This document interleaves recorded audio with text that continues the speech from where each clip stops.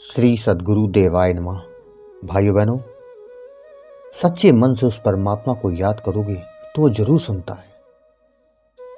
बस आपके मन में वो सच्ची पुकार हो, वो भाव हो, जिस भाव से आपने उसको परमात्मा को पुकारा, तो ये मानिए कि वो जरूर आएंगे, वो जरूर सुनते हैं, क्योंकि वो हर क्षण हर पल हर जगह मौजूद है। एक 11 वर्ष के बालक की पुकार पर उस परमपिता परमात्मा ने कैसे उसके पास आकर उसकी मदद की। इस कहानी को पूरा जानने के लिए इस वीडियो को आखिर तक अवश्य देखें। लेकिन उससे पहले जिन लोगों ने गोकुल भवन अयोध्या यूट्यूब चैनल को अभी तक सब्सक्राइब नहीं किया है, उस चैनल को सब्सक्राइब कर दें और बेल आइकन अवश्य दबा दें, जिससे नए वीडियो के नोटिफिकेशन समय समय पर मिलते रहे। आपको बता दें कि उमा शंकर अग्रवाल ने यह कहानी शेयर की है। ये बात सन 1947 ईस्वी की है, जब अंग्रेज़ों से हमारा देश आज़ाद हुआ था। उसमें वो छोटे ही थे। उनका आज़ादी से का मतलब होता था तिरंगा झंडा लेकर टोलियों के साथ नारे लगाना, घूमना एवं आज़ादी के दीवानों की जय जयकार करना मात्र था। उसी वर्ष घनघोर बरसात हुई थी। यमुना के किनारे बसे हुए सभी नगरों में जल ही जल दिखाई दे रहा था। उन्हीं में से एक शहर की घटना है जिसे अग्रवाल जी ने शेयर की है। उस समय उनकी व उनके छोटे भाई की उम्र लगभग 11 वर्ष और 8 वर्ष थी। बाढ़ का पानी नगर के निचले मोहल्लों में प्रवेश कर चुका था। बहुत आवश्यक काम होने पर ही जल प्लावित सड़क मार्ग को एकमात्र किश्ती द्वारा ही पार किया जाता था, क्योंकि बाढ़ के पानी में तेज बहाव था, अतः भंवर पड़ रही थी। उनके विद्यालय से लेकर लाल किले तक की एक ही नाव थी जो सवारियां ढो रही थी। जहां वयस्कों के मन में जोखिम का संचार था, वहीं बच्चों के लिए जल प्लावन और नाव की सैर एक मन को पुलकायमान करने वाली थी। उनके बालमन में आया, क्यों ना नाव की सैर का लुत्फ उठाया जाए। उन दिनों उनके पिताश्री दैनिक जेब खर्च के लिए इकन्नी मिल उनको दिया करते थे। दोनों भाइयों ने अपनी अपनी इकन्नी सहेज के रखी हुई थी और अपनी लालसा को मूर्त रूप देने के लिए व्यग्र हो रहे थे। अतः स्कूल की छुट्टी होते ही दोनों भाई अपने अपने बस्ते अपने पड़ोसी सहपाठियों के हवाले कर नाव पर सवार हो गए और जेब में पड़ी दोनों इकन्नियां मल्लाह को भेंट कर दी। भेंट करते समय ख्याल ही नहीं रहा कि वापसी के लिए भी उनको 2 इकन्नियों की जरूरत होगी। वो तो बस उनकी लालसा के तहत नाव में बैठे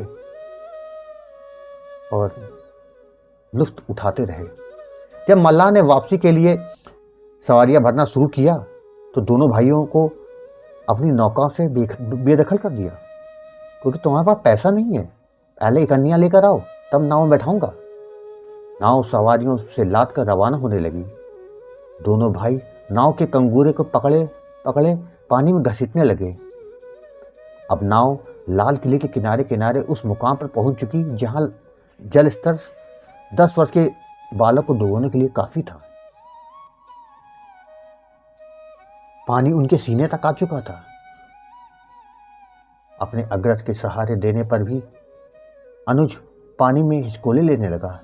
मल्लाह से काफी अन्य विनय की गई, परंतु वह टस से मस न हुआ। वो कह रहा, पहले इकन्नी दो तो नाव में बैठाऊंगा, वरना नहीं बैठाऊंगा। और मौत से के पलड़े में झूलते बालक की तुलना में उसके लिए नाव का किराया ज्यादा वजनदार मालूम पड़ रहा था। यहां तक कि नाव में सवार 40 सवारियों में से किसी का एक इंसान का मन दिल नहीं पसीजा कि बच्चे हैं, डूब जाएंगे। उन्होंने भी अब सर घुमा लिया। बच्चे, डूबते बच्चों को बचा ले, ऐसा कोई भी उनमें से इंसान नहीं था। और मल्लाह इतना निर्दयी निकला कि उसने नाव को पकड़े उनके हाथ को भी झटक कर अलग कर दिया। तिनके का सहारा उन दोनों बच्चों के पास था, वो भी जाता रहा। अब दोनों भाई बेसहारा हो चुके थे। कहते हैं ना कि विपदा के समय सबसे बड़ा संबल परमात्मा का होता है, और जिसने उस परमात्मा का सहारा पकड़ लिया उसको फिर किसी और सहारे की जरूरत नहीं होती। उन्होंने अपनी माता जी से गज और ग्राह की पौराणिक कथा सुनी हुई थी। तभी आस्था ने जागृत होकर परमात्मा को चुनौती दी कि यदि यह कथा सच्ची है तो इस घड़ी वैसा ही चमत्कार क्यों नहीं होता कि दोनों भाइयों का विछोह क्यों हो रहा है, क्यों नहीं वो बच सकते। लगातार मन में विचार उत्खलित हो रहे थे और एक बिल्कुल निराश सा मन से उस परमात्मा को याद करने लगी। कहते हैं ना, दिल की आवाज उस परमात्मा ने तुरंत सुनी। एक बिल्कुल खाली नाव जिसे कोई किशोर चला रहा था,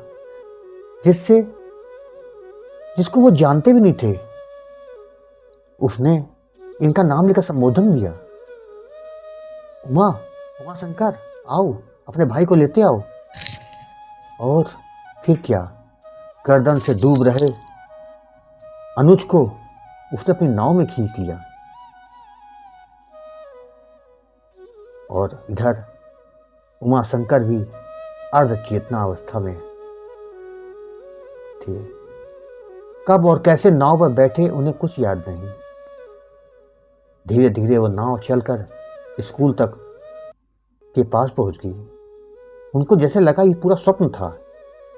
नाव से उतरने के उपरांत किशोर के प्रति कृतज्ञता प्रकट करने के लिए उमा शंकर जी ने जैसे ही अपना सर उठाया, देखते हैं वहां न नाव थी ना वो किशोर, दोनों गायब। उन्होंने आसपास ढूंढा, यहाँ तक कि उन्होंने अपने साथियों से कहा वो लोग भी ढूंढे, लेकिन कोई नहीं मिला। दूर उसी मल्लाह की नाव उन्हें दिखाई दी जो भंवर में फंस चुकी थी। मल्लाह ने लाख कोशिश की मगर चक्कर घिन्नी हुई नाव स्थिर ना हो सकी और उलट गई। कुछ सवारियां बह गईं, कुछ को गोताखोरों ने बचा लिया। दोनों भाइयों ने स्कूल के चौकीदार के कमरे में जाकर अपने अपने कपड़े सूखने का इंतजार किया और ईश्वर के चमत्कार का साक्षात्कार दोनों भाई को हुआ था। दोनों भाई अपने घर चले आए। सहपाठियों ने एक नेक काम किया था, घर वालों को यथार्थ से परिचित नहीं कराया, वरना बुजुर्गों की मार की त्रासदी अलग से भोगनी पड़ जाती। भाई बहनों, आपको ये कथा कैसी लगी कमेंट बॉक्स में जरूर बताइए। अगर पसंद आई हो तो शेयर करना ना भूलिएगा। धन्यवाद।